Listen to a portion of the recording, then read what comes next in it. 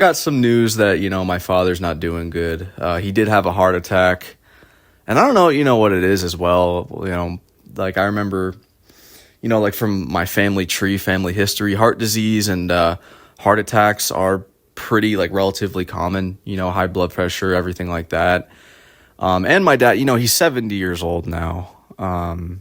So, and he doesn't really treat his body right either. He drinks a lot, and I don't know how I feel about it, because I just found out, and, from my cousin, and I don't know. I never had a real good relationship with my father at all. The only real memories I have of him are just, and I'm not even kidding, him either threatening people, embarrassing me to death, just being overall rude. He was never really home much either before my parents got divorced. And, I don't know. I always really wanted a relationship with my father, and I don't know how to feel. I really don't kind of want to talk about it because I don't know what to think. I really don't. And, I even one of my like earliest memories of him was, him driving me. I was in elementary school and he was completely fucking hammered, and he drove me to, they had this after school,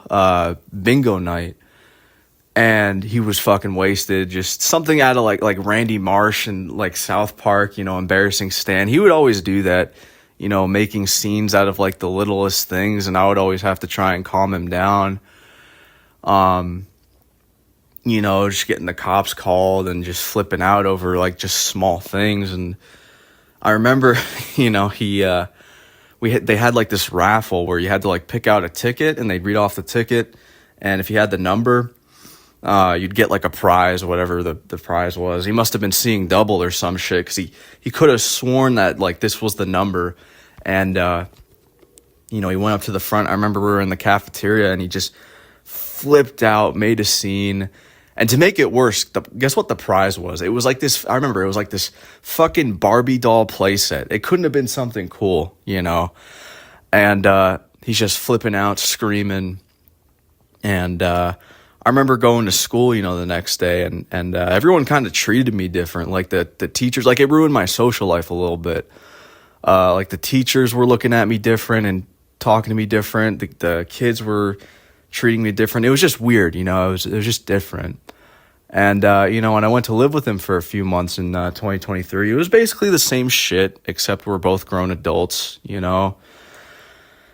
So, and this is the thing, I don't even know, because here's the thing with heart attacks, right? Who the fuck knows, you could get paralyzed from, the left side of your body's completely paralyzed.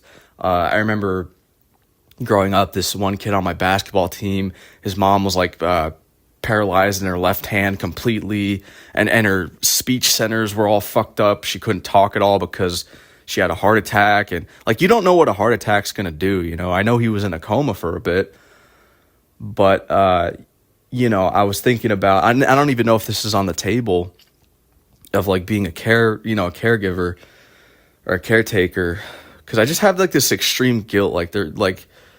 There wasn't enough, like I just wanted that, connection, that relationship. And I don't know, after, I made a community post about it, and, after just consideration, I think I'm just going to continue looking for an apartment, because, the reason I haven't is because I don't want to spend like $50 or whatever to just get denied. I'm just staying in motels now, and they kind of suck too. I mean, just, blaring the TV, just laying in bed, eating food, the bathtub is nasty. Like, I don't even want to step on the floor. It's like this brownish pink color. It's like really gross. And like the bed's really stiff. I don't know. I take sleeping pills because I have like really, really, really bad insomnia, and they just kind of fucking knock me out. Stay up all night and just pace around and just think about the same shit over and over again. I didn't have a good childhood at all, and especially as of now, I'm just a very antisocial, paranoid person. I don't talk to anybody at all. I frankly don't want to. And it just seems like I'm in between just trying to find copes, and I'm just tired. I'm tired of like having this fight for normalcy. Like you gotta know like when to throw in the towel and be like, okay, this is like genuinely the best I can do. Like you gotta realize people telling you this generic advice, it's not gonna work for people like certain guys. Because what you have to understand, okay? Fuck, how do I explain this? Humans are social creatures, and basically our purpose here is to, reproduce, build a better society, meet people, make connections, create things, have family. And when you go through life, alone and, you're getting rejected and you're kind of forced to, have these bullshit copes, this, you replace this, sort of feeling of, love and all that shit with, escapism basically.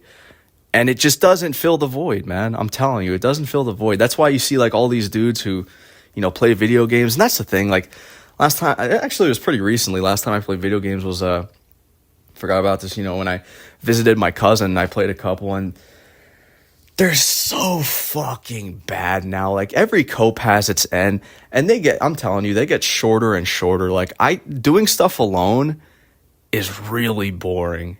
It is really boring. I thought about going bowling and I'm like, what the fuck? Like, I'm just going to get bored after the first like 2-3 throws. Like if I was with a group of people and shit, chilling, it would be better.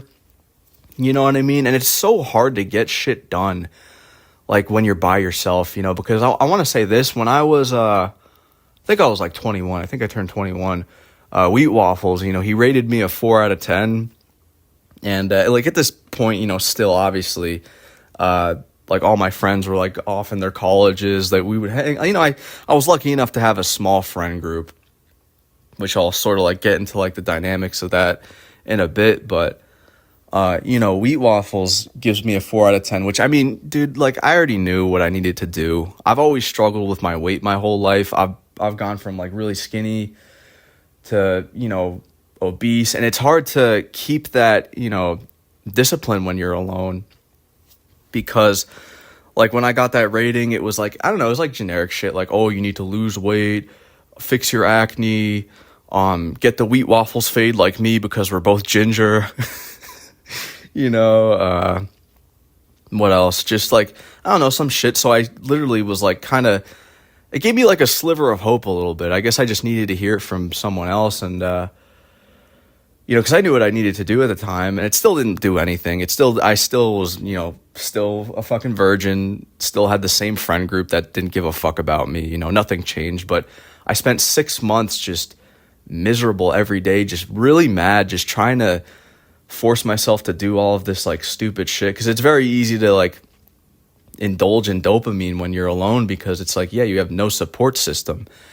And I always talk about that, but I think it's very funny because I remember in the past I had always wanted to do a 7-day water fast. Like I always wanted to do it, and I could never get past like a certain day until I called up my one friend at the time. I used to call him, my wingman, even though he was a shitty wingman.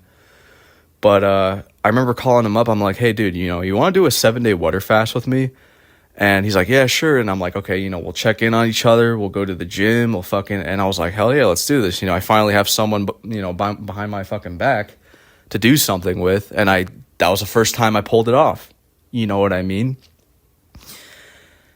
And yeah, that what I was going to say. So yeah, every time, you go through this very bizarre, like sort of self-improvement hamster wheel where you're, working on yourself constantly. I would do this thing where I would go on like a hiatus and just not talk to anyone, because I mean, it didn't even, my old friend group, they would be doing their own shit anyway. We would never really hang out that much besides, I don't know, once a month if I was lucky, or once or twice a month. The summertime was usually a little different, but I just remember like finally like thinking I like looked a little better and going out there, only to get just slammed, man. Just completely slammed. And I think the biggest eye opener for me was, over the spring and summertime of last year, like right before I left New York City, the clubbing saga. That was the biggest eye opener of just people gaslighting you, just telling you, you gotta try hard enough. You're not trying hard enough. It's all your fault. You're not trying hard enough.